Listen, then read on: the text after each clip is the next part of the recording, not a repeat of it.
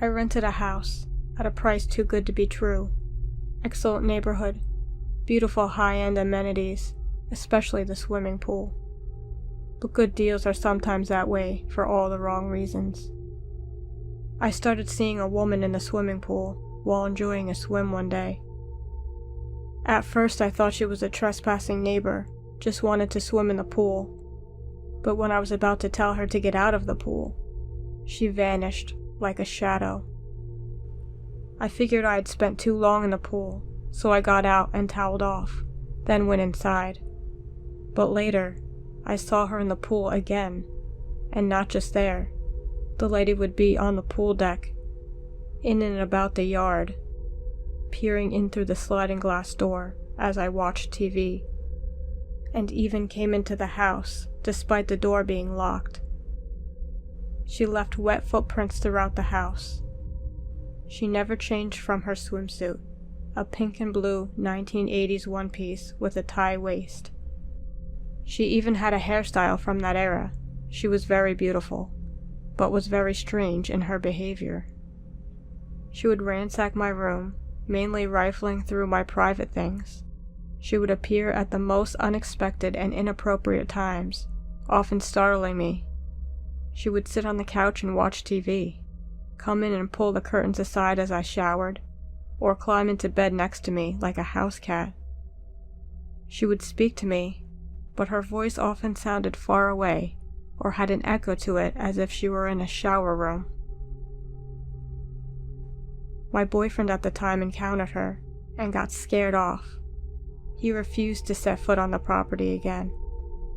I was fed up, so I asked around, and one of the neighbors told me that the house was haunted by the wife of the original owner. She was a trophy wife, and had drowned in the pool after taking muscle relaxants, supposedly. Her husband was divorcing her for cheating on him. He had hired a PI to gather proof. She had signed a prenup, so she would leave with what she came. She also was rumored to have legal troubles from hanging out with a bad crowd in her past, and didn't want to go to prison. The husband was spared the divorce, but sold the house to someone who, like me and the tenants, and the owners before me, had started encountering her. My landlord admitted this to me, but said that by law, where we were, he didn't have to disclose any of that unless I was buying the house, not renting. I moved out, and a few other tenants after me encountered the ghost lady and fled. My former landlord sold the house eventually, and the new owner, who claimed that he didn't believe in ghosts, changed his mind after meeting his new housemate and fled with his family soon afterwards.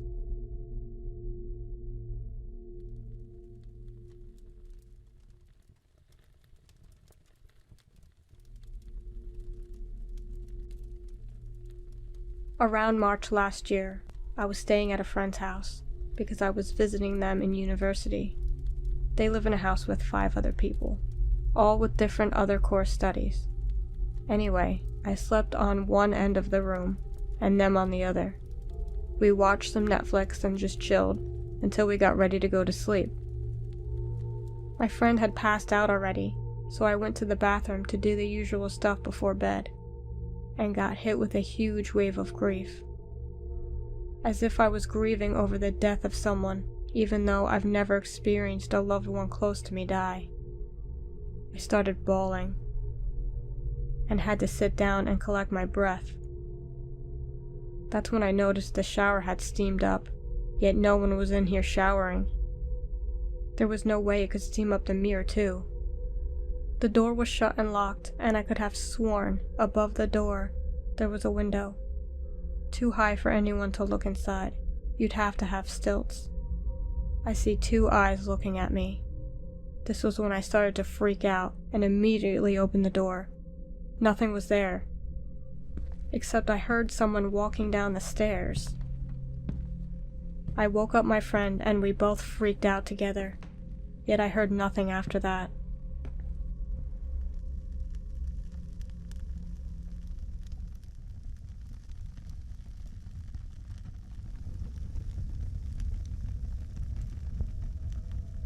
My gran was from Ireland. She told me and my cousins scary bedtime stories about the Banshee.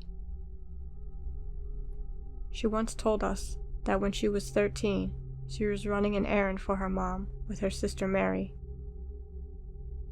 They had to go through a wooded area to get to the next small town, which was their destination. There was a small stream where the kids used to fish and play. They were approaching the stream, and from a little distance, Mary said to Gran, "What's that, Annie?" They both stopped and looked. Beside the stream, with her back to them, was a figure of a woman with long dark hair. She wore a light-colored dress, and her feet were bare. They were silent, so they could hear the soft, gentle weeping. Without waiting another minute, my gran said her and Mary turned and ran the other way as fast as they could. When they got home, they told their dada about the adventure. Their mom wasn't too happy that they'd returned without completing the errand. Their dada said it was probably the Banshee. Their mom just rolled her eyes and mumbled something under her breath. The next day, a younger child that the family knew was found face down in the stream, in the same place as they saw the woman. It is said that the Banshee shows up just before a tragedy or death.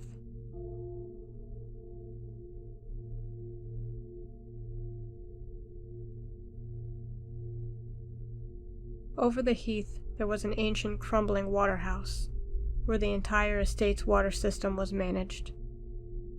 Believe me, we thought it was a miracle how anything that old and manky could keep and pump out any water. But it did. It was made with bricks, with a black slate roof and iron doors. Although at the same time of this incident, it was just a shadow of its former self, and didn't have any doors. The windows were all smashed in by generations of kids throwing rocks and stones at them. It was there where my mama and her siblings played while they were kids, over the heath. They would tell us about it. It spooked them and their mates, as it did us. It was a really hot day one summer, during the school holidays. The older boys were home, and for some reason all the younger cousins, me included, were being little brats. So the boys said that they would take us all blackberry picking to keep us quiet. Mama agreed gratefully. The boys were really responsible and mature at 16, 17, and 18. They babysat for us younger kids all the time, so we all knew the rules of staying close to the boys and doing what they had told us. So a half hour later, everyone had their fruit buckets and we were off. There were 5 of us younger kids. We were all really excited, as blackberry picking was a great family favorite activity, and our Gran's blackberry pies were the best. Gran's house led directly into the back of the heath. There was a fence with a gap at the end. One of my older cousins passed me through to the other, then lifted my tiny wheelchair over the fence. The other kids were through in seconds, and we were away again. On our way to our destination, the older boys told us spooky stories, as they always did. Half because they liked scaring us, and half because we all used to beg them to. There was nothing more terrifying than a story from my cousins H or B. They were masters, and so believable. We loved it. We all stopped talking when we came to the waterhouse. Nobody ever dared to speak around or near the waterhouse, not even the older boys. For something so mundane, it always looked, and still does, so eerie. There was a second fence to get through before we reached our beloved blackberry field. But this time, as we squeezed through the gap in the fence, we were all more somber, as we all remembered the old wives' tale or urban legend. The story goes, once in the early 1960s, there was a gang of bank robbers. They were local to the area and were really nasty pieces of work. Their expertise was terrorizing bank customers and staff alike, before grabbing and shooting anything that moved. They did several jobs without getting caught, but they really messed up a particular job, and a sweet 19-year-old trainee bank clerk was shot dead, and 5 more people were seriously injured. One of the gang was also shot dead, along with the nastiest member of the gang being seriously wounded in the crossfire. It is said that the remaining gang members escaped with just a few hundred.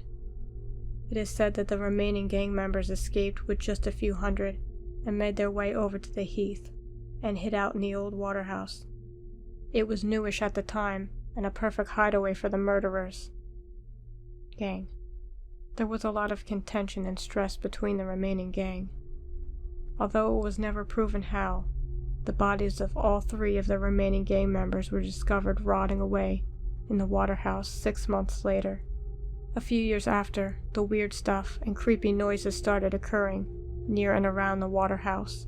Mysterious hairy figures were glimpsed moving stealthily amongst the pipes and wires.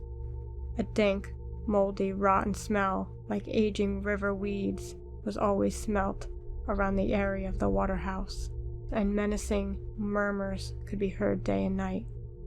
In the late 70s, there was a spree of mysterious deaths of homeless people who would shelter over the heath, not too far from the waterhouse. There was nothing ever to link the deaths to the waterhouse, but the locals soon started giving the waterhouse and surrounding area a wide berth because of the creepy history and dark reputation, and that left the waterhouse abandoned and in disrepair. That's what we knew of the waterhouse's dark history. That is why we were so weary and anxious to get away from it as quickly as possible. When we were all through the gap in the fence, further away from the waterhouse, before being rounded up by the older boys, they put me in my wheelchair again and we set off to the blackberry field. As soon as we arrived at the field, there were some other local kids that we knew already there, and we spent a nice afternoon picking and eating the juicy sweet blackberries and splashing in the river. And soon the sun was getting low and it was time to go home. Our journey home was much like the one there. We were still bantering, laughing, and the other boys were still winding us up slightly. But as it was getting later, we were feeling wearier and slightly subdued. When we reached the fence before the waterhouse, the air felt slightly too close, like before a thunderstorm. The youngest of the older boys got me out of my wheelchair so that B could lift it over the fence. The other kids were already on the other side of the fence, with H and B. A suddenly said to his brother in a low, guarded voice, "Something moved back there." B just looked at him sideways. Out of the boys, A was the most likely to pull a stunt or wind anyone up for a laugh. But A was straight-faced. A said, "I'm going to have a look," passing me through to B and squeezing past us all. "Wait up, A. I've got to..." Having put me in my wheelchair, B had moved forward towards his brother, when we all heard A shriek out in horror and disgust, and the 2 boys moved back quickly, H having already taken me out of my wheelchair again, and told everyone to run, and we did. B picking up my tiny wheelchair, folding it up while running, A grabbing the other 2 kids' hands and following B and H, running with me on his shoulders, holding my other cousin's hands. We ran and ran. A kept saying, "Don't look back! Don't look back!" I did, but saw nothing. We didn't stop until we got to the fence, which leads back to the road on the estate, where we could actually see civilization again. We were all completely exhausted, especially the older boys. Before we slipped through the fence to the road, B, holding himself up by the railings, asked, "What did you see, A?" Yellow eyes. Hairy face." All us younger kids began to panic and scream, and H had to calm us all down. He said that we were safe and it would be all right, but we all wanted to get as far away from the waterhouse as possible. When we got home, we all looked bedraggled and slightly nervy. Mama and my auntie noticed this and asked the boys what was wrong. H just said that we had just got spooked by an old drunk man in the bushes looking for golf balls to sell, and as that was quite commonplace over the heath, Mama and Auntie just gave us kids a pep talk and hugged us.